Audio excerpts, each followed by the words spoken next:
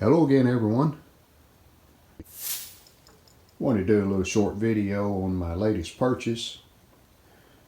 This is a Motorola VT-71. Pretty common set. A lot of these were made back in the day. This is not a candidate for restoration. I bought this set specifically just as a parts set. This cabinet has a lot of issues. Veneer's gone there and all peeled up back here, so really wouldn't be practical to try to restore this set because the cabinet's going to look bad. No matter how much you try to do to it, it's still going to be a pretty rough cabinet. But has good knobs on it, and those are getting harder to find. This has a 7JP4.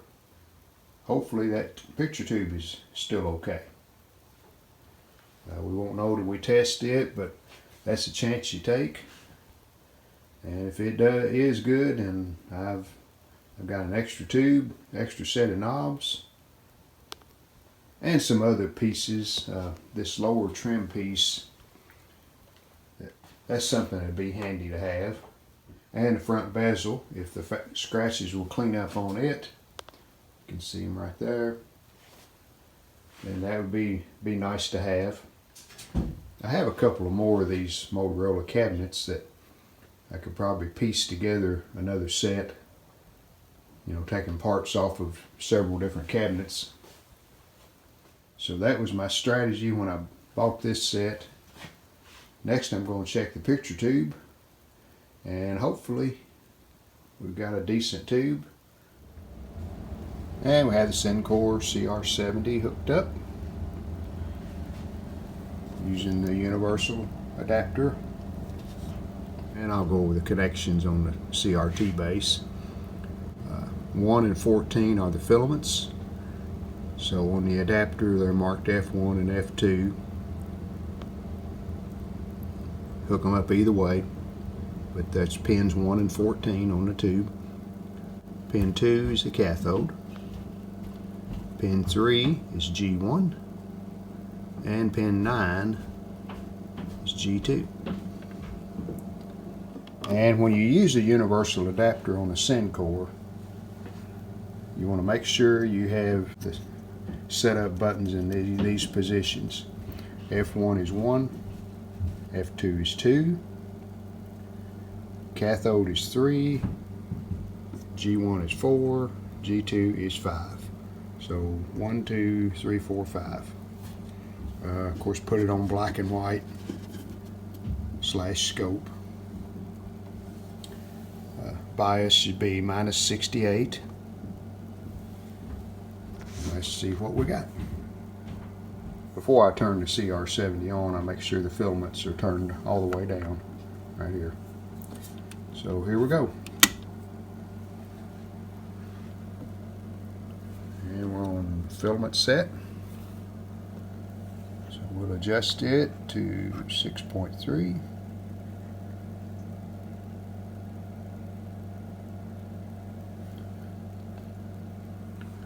And then first test is heater cathode shorts. Test goods, which means there's no heater cathode shorts. And G1 shorts, test good. Cut off. And while not the best, it is adjusting.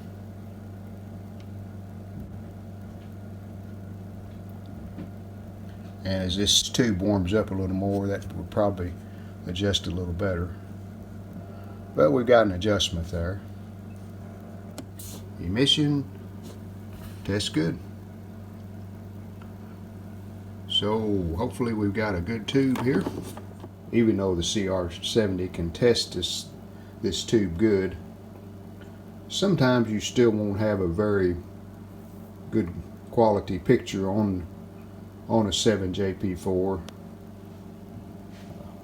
The best way, hook up a working chassis to the tube, and that's really the best way to confirm that you've got a good tube. This is a Motorola chassis that I repaired a few years ago. I only use it to test a 7JP4. Let me hook up a piece of wire to the antenna terminal. Maybe we can get some kind of a picture through the tuner. This chassis does have a vertical problem, but I'm not worried about that. There's contrast, looks pretty good. So I definitely need to work on this chassis some to get it working better, but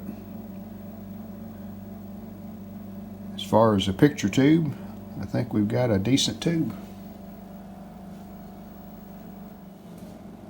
So I'm going to pull the chassis out of this set, and we got a good tube, so we'll store it away for future use. And you know, if this chassis had been pretty much stock, hadn't had a lot of work done to it, I probably would have went ahead and restored the chassis and then maybe put it in another cabinet that I have. But just looking at the bottom there with the work that's been done on it, we probably won't do anything more. I have the chassis bolts out, so it's loose. Did notice that all 4 rubber feet are still intact. Now they're kind of hard, but you know, I could soften them up a little bit, and they do in a pinch. So we can hang on to them. And knob's pulled off, so we're ready to pull this chassis out.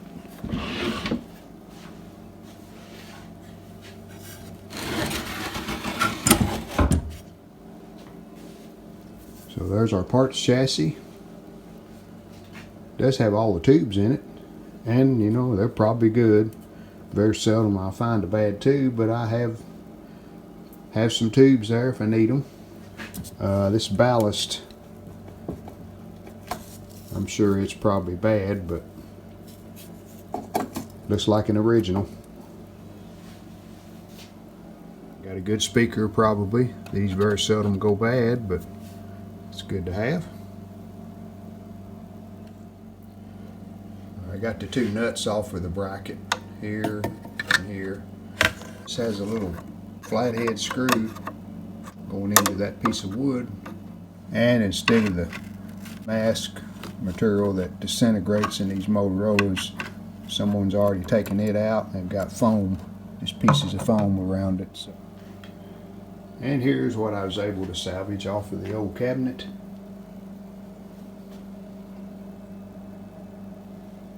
Set of knobs, chassis bolts. This is a CRT bracket. Goes around the neck of the tube to hold it against the bracket. Rubber feet, and the front, lower trim piece, and the bezel. We'll try to just quickly try to clean this off. This is going to require some polishing, I'm sure, to get those scratches out. And of course, a picture tube. Do have a good speaker there, but I just left it in the set. Good place to store the speaker. It won't get damaged then. And I just cleaned the tube off a little. I didn't do a lot of scrubbing on it.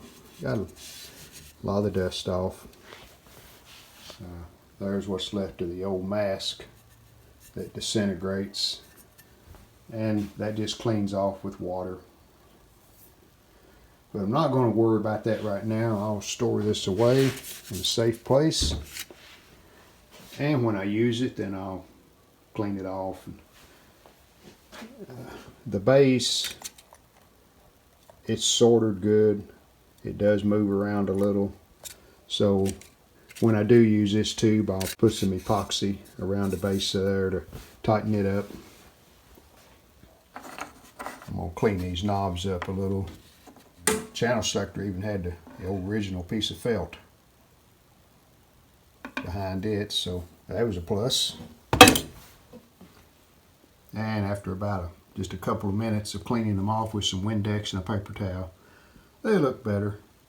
They do need a good thorough cleaning, and what I usually do there is soak them in some soapy water and take a toothbrush and clean them off a little better. But they'll do for now. Here's an example of another Motorola chassis I have that's Looks like it's had very little work done to it. I think the high voltage caps are original. Not sure about that pyramid, it could have been changed, but for the most part this chassis is pretty original.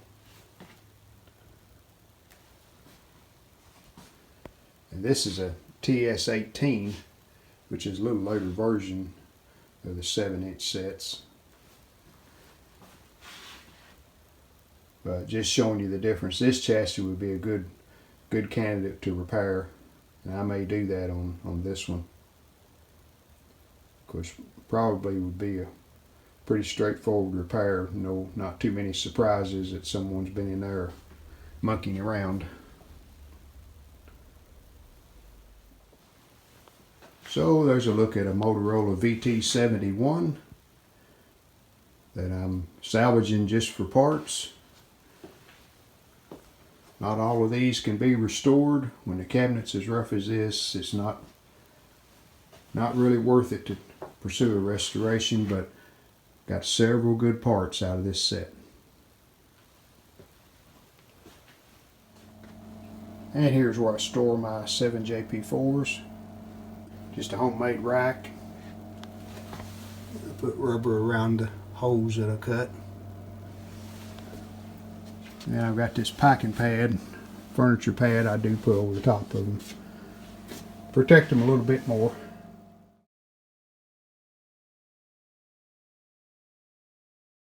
So thanks for watching. See you next time. We hope you've enjoyed this video. If you did, hit the like button. And we'd love it if you would subscribe to our channel. Thanks.